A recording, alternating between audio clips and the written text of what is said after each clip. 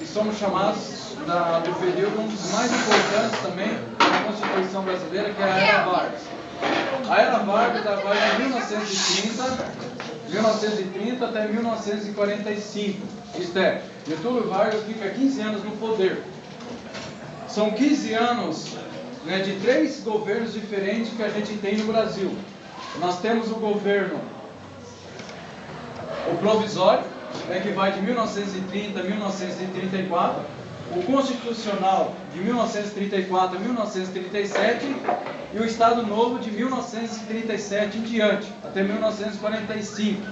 Porém, em 1945 ele sai do poder, mas ele retorna em 1951 e até 1954 ele fica no poder e depois ele morre. Mas é interessante a gente perceber por que Vargas ele é tão estudado e tão criticado e muitas vezes tão elogiado também no seu governo. Primeiro, no governo provisório, ele tenta criar medidas para o seu próprio fortalecimento. Isto é, nós vamos perceber que no governo provisório ele cria os interventores. O que são interventores? Interventores são as pessoas denominadas por ele de alta confiança. Vamos dizer assim, você é um governador, um presidente, você, como é o seu nome? Bruno. O Bruno, eu nomeio o Bruno para ele ser governador lá do Paraná. Assim por diante, ele vai nomeando as pessoas para ser governadores, né, nos estados. Isto é, o Bruno, ele está submisso a mim, então ele tem que seguir as minhas regras e automaticamente ele tem que fazer aquilo que eu mando e quero. Senão eu já tiro ele e coloco outra pessoa. É interessante que a gente vai notar Getúlio Vargas com várias características. Isto é, ele vai automaticamente, para algumas pessoas, ele é denominado como o segundo Hitler, né? Principalmente aqui no Brasil, porque ele tem umas ideias, né, bem socialistas, bem de Estado constitucional, mais ou menos assim. Ele é como se fosse um ditador, só que ele é um ditador muitamente democrático, isto é. Professor, sim. Eu vim entregar o negócio da direção, mas tem que ir embora daqui a pouco. Não, beleza. Só deixa pro moleque e já era. Então, automaticamente, o que acontece? Acontece o seguinte, que ele, automaticamente, quando ele nomeia os interventores, ele está tentando criar o próprio governo próprio dele. Isto é, eu comando, eu tenho a base, eu tenho a estrutura, então automaticamente tudo que está à minha volta tem que ser como eu.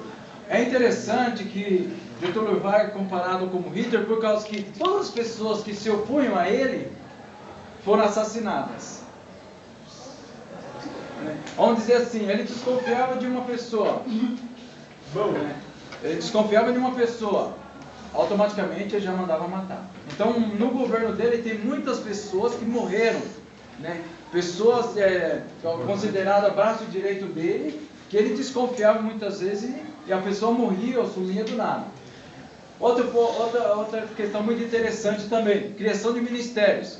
Hoje a gente tem o Ministério da Educação, o Ministério do Trabalho e assim por diante, foi graças a ele que ele começou a criar os vários ministérios que nós temos hoje. Convém lembrar que muitos foram readaptados depois, as suas estruturas, as suas normas, por outros presidentes também. Mas aqui ele criou a questão do trabalho de 8 horas, né? A questão do concurso, né? Graças ao concurso público foi criado por ele também. O Enem, que nós temos hoje também, foi uma dessas características também, já nessa criação de ministérios também por ele. Então ele cria alguns ministérios. As mulheres, o direito do voto também, é parte também, integrante também da criação dele nesse governo. Então automaticamente ele começa a criar as possibilidades, os acessos também para as outras pessoas. Se fala também em Getúlio Vargas como uma pessoa de duas caras. Uma na frente das pessoas, na frente dos pobres ele era uma, e na frente dos outros, né, dos líderes, ele era outra. Então automaticamente nas pessoas pobres ele fazia a cara de bom mocinho, né, de a pessoa apaziguador, né, dá bracinho, dá brindes, essa coisa. Então para ele sempre era considerado o pai dos pobres. Por que era pai dos pobres? Por causa que ele movimentava a massa, principalmente a massa popular, para o favorecimento das suas ideias. Então, automaticamente, ele começa a criar, né, um governo populacional, isto é, através das massas, para que ele pudesse também colocar as suas ideias a fundo. Revolução Constitucionalista de 1932. Isso é interessante a gente perceber, por quê? Porque nessa Revolução Constitucionalista, nós vamos ter uma interessante ocasião que está acontecendo em São Paulo. São Paulo começa a ter uma greve muito grande. Por quê? Porque em São Paulo, as ideias comunistas estavam se opondo para tirar o governo de Getúlio Vargas, para tirar Getúlio Vargas do governo.